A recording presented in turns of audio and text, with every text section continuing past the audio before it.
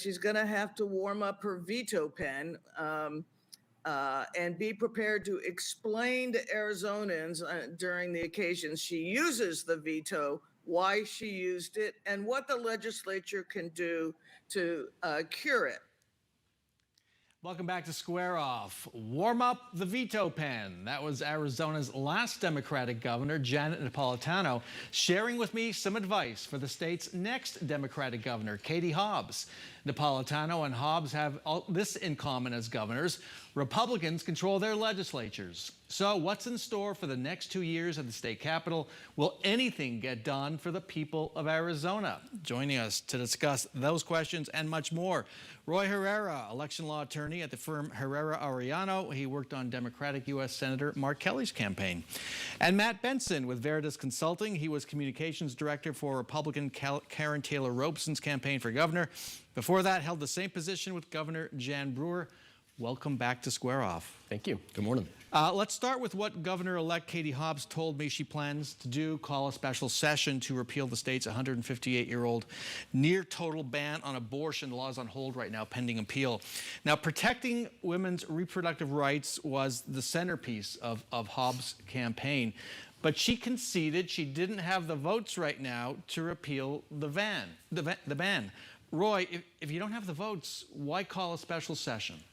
Well, it's that important of an issue, and also it's part of, as you kind of mentioned, a campaign promise that she made. I mean, if I looked at the two main reasons why Governor-elect Hobbs won, the first is the sanity versus chaos messaging that she had worked. People viewed her as an adult, as a reasonable, serious person. But the second is an electorate that was outraged by the Dobbs decision and the literal centuries-old territorial ban. So she's got to try. And if Republicans don't want to work on this with her, then the issue is going to continue, probably into a ballot measure in 2024. And so, Matt, does this put Republicans on the spot right off the bat under a new governor? It certainly does. And look, conventional wisdom is you never call a special session where you're not convinced you have the votes. But in this instance, A, she might have the votes. She only needs a couple Republicans. I mean, the margins are that thin in the House and Senate. And B, even if they don't vote for this, now you've put every Republican legislator on record supporting an 1864 total abortion ban. That's going to come back and hurt them again in 2024. So you think this is a can't lose for Katie Hobbs? It certainly could be. It is definitely an against the grain move, but it might be savvy. Interesting. What about the challenges Hobbs faces with this Republican majority governing? We haven't seen a divided government in more than a decade. At the Capitol, Janet Napolitano said she vetoed 150 bills when she was governor during almost 7 years in office. Matt, you covered Napolitano in your glory days as a reporter. It's your best quality, by the way. Yeah, appreciate that. You covered it. What lessons are there from the Napolitano era that hold today, and what will governing look like over the next 2 years? I think Janet Napolitano provided a playbook of sorts. Be a spoil to the Republican legislature. Veto the bad stuff. Play defense against where they have tendencies to go too far, to overreach. Pick a couple issues. For Janet Napolitano, it was early childhood education. Pick a couple issues to make your own, and then outflank them strategically. Janet Napolitano did it with a tax increase and with border security. And so basically, she came into office in 2002 on the tiniest of margins over Matt Salmon. And then 4 years later, romped to a massive re-elect victory. So there's a path here for Katie Hobbs. It's just a question of how is she going to choose to govern, and that's anybody's guess. And Janet Napolitano, people may forget, was one of the first governors to put the National Guard on the border. That's right. That's right. So she had that edge to her as well. How do you think the next 2 years play out? Well, it's similar to Matt. I think that there are going to be some issues. I mean, we've heard from Governor-elect Hobbs that she's committed to working in a bipartisan fashion, and there are some issues, whether that be the aggregate expenditure limit, dealing with school funding, whether that be infrastructure investment, where I do think that there's a path there to work with some members of the Republican caucus to get things done. There also are going to be a lot of vetoes. I'm sure a whole lot of election bills are going to die immediately at the governor's doorstep, but there are certain things that need to get done, and I know this governor-elect is committed to doing it.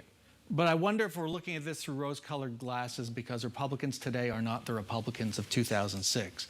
And I feel there might be parallels between what Republicans in the Senate and House do with what Republicans in the House of Representatives in Washington, D.C. will do. We have a Freedom Caucus now, in case you forgot, in the House. Do you see a big difference there between Republicans of more than a decade ago versus today?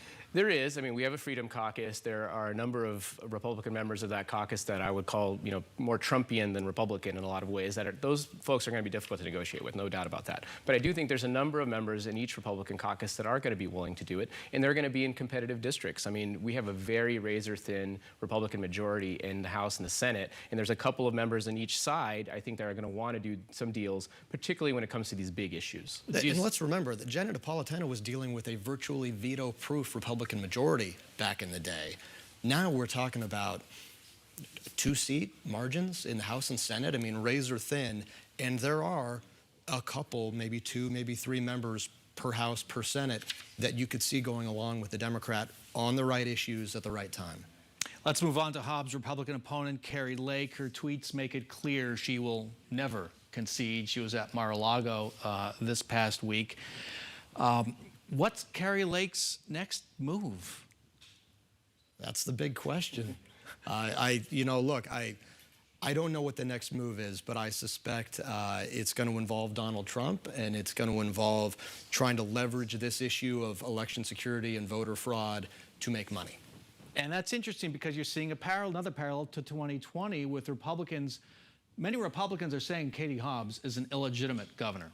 I expect we'll see that going. Will Kari Lake help that along in whatever her next role is? Well, I'm sure she'll continue claiming that, and that, of course, is incorrect. But, I think I wouldn't be surprised, to Matt's point, if there's a combination, a joining of forces between Donald Trump and Kari Lake. I wouldn't be surprised if Kari Lake, spends all of her time in Florida going forward. And in particular, you have the former president, Donald Trump, announcing his run for another term as president. And I think that announcement kind of came across a little bit with the whimper, and I think I could see him bringing her in with the idea that would introduce some energy into this Trump presidential campaign. As kind of a spokeswoman, as almost a candidate still just going around the country? Exactly. You see that as a possibility? It's certainly, nothing would surprise me at this point.